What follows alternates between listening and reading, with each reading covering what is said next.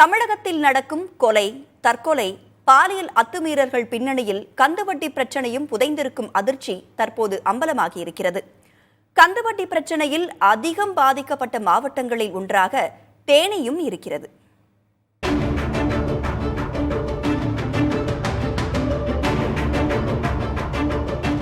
கந்துவட்டி பிரச்சனையால் கடன் வாங்கியவரின் மகளை கடத்தி பாலியல் வன்கொடுமை நிகழ்த்திய செயல் நெஞ்சை பதற வைக்கிறது.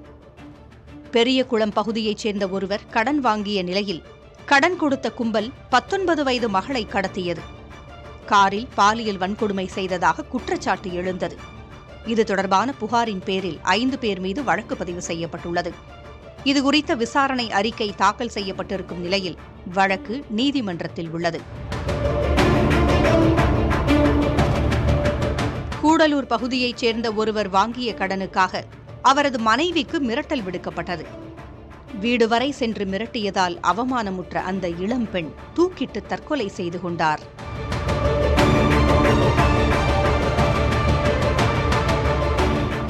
போடி அருகே வீட்டில் தனிமையில் இருந்த மூதாட்டி கழுத்தறுத்து கொலை செய்யப்பட்டார்.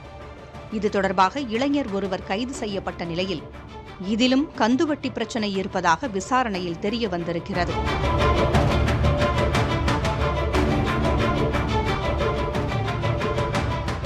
தேனி அருகே அரண்மனைப்புதூரில் சதீஷ்குமார் என்பவர் கருவுற்ற தனது மனைவி, 5 வயது பெண் குழந்தை ஆகியோரை கொலை செய்துவிட்டு தற்கொலை செய்து கொண்டார். வட்டி மேல் வட்டி வாங்கிய கந்துவட்டிக்காரர்களின் தொல்லை தாங்காமல்தான் சதீஷ்குமார் இந்த முடிவை எடுத்ததாக கூறப்படுகிறது. கந்துவட்டிகள் கொடுக்கறது தடை சட்டம் இருக்கு, அரசாங்கம் போட்டிருக்கீங்க. ஆனால் இந்த அரசாங்கம் போட்டிருக்கிற இந்த கந்துவட்டி செலுத்துகிற நடவடிக்கை சரியா இருக்கானா இல்லை. இதனால தொடர்ந்து தற்கொலைகள் நடந்துட்டு. கூடலூருக்கு அருகே கணேசன் என்பவர் கந்துவட்டி பிரச்சனையால் மனைவி மற்றும் மகனோடு விஷம் அருந்தினார். இதில் கணேசனும் மனைவியும் பரிதாபமாக உயிரிழந்தனர். இங்கே ஃபோன் வந்துச்சு, இந்த மாதிரி உங்கள் பெரியம்மா இறந்துட்டாங்கப்பா அப்படின்னு சொல்லி சொன்னாங்க. சரி என்னன்னு கேட்குறப்போ இந்த மாதிரி கடன் பிரச்சனைனால அவங்க இந்த மாதிரி இது பண்ணிட்டாங்க. அப்போ 3 பேருமே சேர்ந்து மருந்து குடிச்சிட்டாங்கன்னு தான் தகவல் சொன்னாங்க. அவங்க 2 பேரும் இறந்துட்டாங்க. மச்சனே கொஞ்சம் சீரியஸாக கண்டிஷனில் இருக்கார். இதுகுறித்து தேனி மாவட்ட எஸ்பி சிவபிரகாஷிடம் கேட்டபோது கந்துவட்டிக்கு பணம் கொடுப்பதும் மிரட்டி வாங்குவதும் சட்டப்படி பெருங்குற்றம் என்று தெரிவித்தார். இதுபோன்று கந்துவட்டி கேட்டு மிரட்டி தொந்தரவு செய்வோர் குறித்து மாவட்ட எஸ்பி அலுவலகத்தில் பொதுமக்கள் புகார் அளிக்கலாம் என்றும் கூறினார்.